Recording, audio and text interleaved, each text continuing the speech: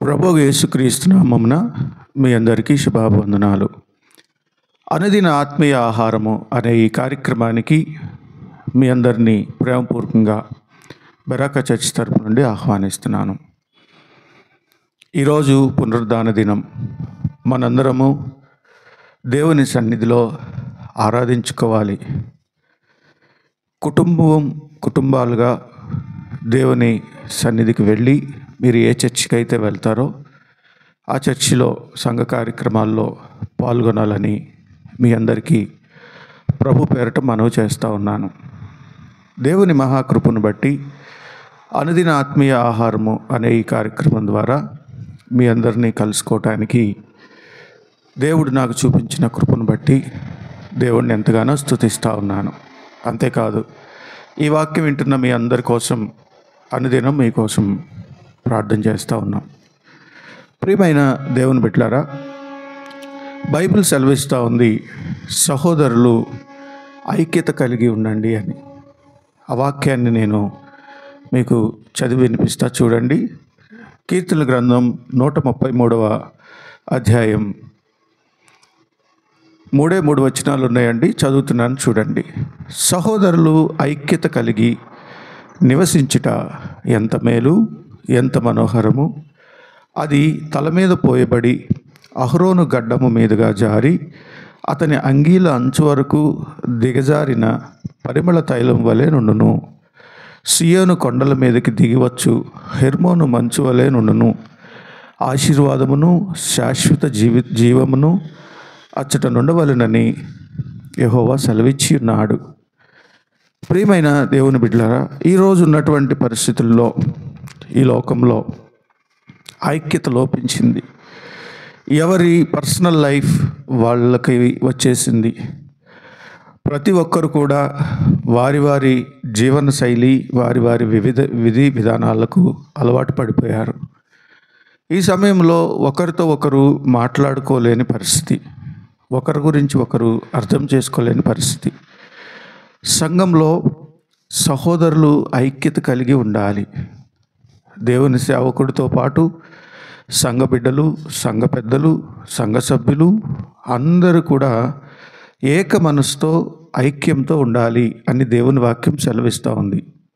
ఇది ఎంత మనోహరము చూడండి.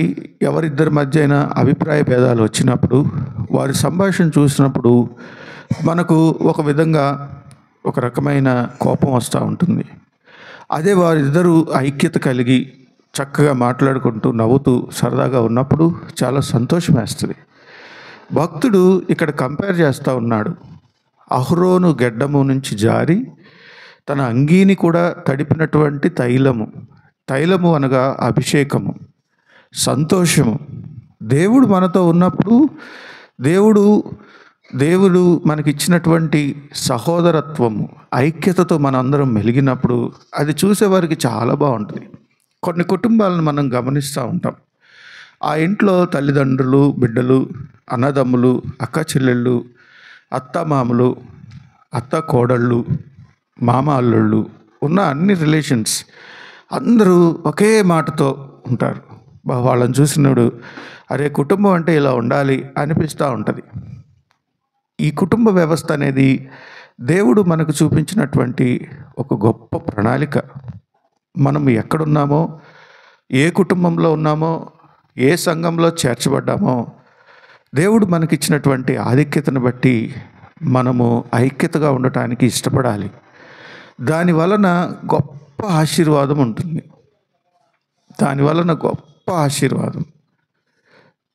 గమనించండి, దేవుడు కోరుకుంటా ఉన్నాడు. అన్నిటికీ మూలం మనందరము ఒకే రక్తము ద్వారా కడగబడ్డాం. మనందరి దేవుడు ఒక్కడే. కాబట్టి దేవుని మహాకృపను బట్టి దేవునితో మనం ఉండాలి. కాబట్టి ఈరోజు పునరుద్ధాన దినమున దేవుణ్ణి స్తుతిస్తూ ప్రతి చర్చిలో ఈరోజు దేవుని బల్ల కార్యక్రమం కూడా ఉంటుంది. కుటుంబం అంతా కలిసి దేవుని సన్నిధిలో ఆరాధించి కుటుంబంలో ఐక్యత కలిగి, సంఘంలో ఐక్యత కలిగి ఉండాలని కోరుకుంటా ఉన్నాను. దేవుడు తన వాక్యాన్ని దీవించును గాక. తలలు వంచండి, ప్రార్థన చేసుకుందాం. పరిశుద్ధుడా, ప్రేమ కలిగిన తండ్రి, గొప్ప దేవా, నీ పాదాలకు వందనాలు. జీవం కలిగిన దేవా, సర్వోన్నతుడా, సర్వశక్తిమంతుడా, నిజమైన అయినా మేమందరం ఐక్యతగా ఉండాలని కోరుకుంటా ఉన్నావు దేవా.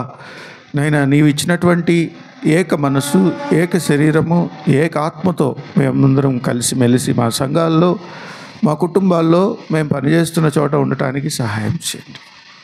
దుష్టుడు నాయన క్రియేట్ చేసేటువంటి నాయన మనస్పర్ధలు మా కుటుంబాల్లో, మా జీవితాల్లో రాకుండా సహాయం చేయండి.